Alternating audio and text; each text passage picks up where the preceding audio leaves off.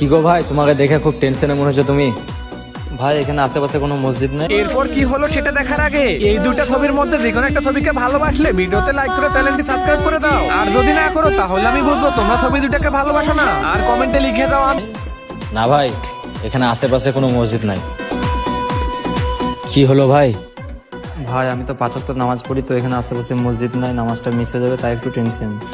ঠিক আছে ভাই, তুমি 2 মিনিট আমার দোকানটা একটু দেখতে পারবা? আমি একটু আসছি। ঠিক আছে ভাই।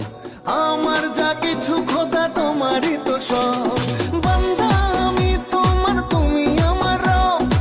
আমার যা ঠিক আছে ভাই, যাও। খোদা তোমারই তো সব, তোমার 10 মিনিট বলে তো অনেক দেরি হয়ে গেল, নামাজেরও টাইম হয়ে গেল।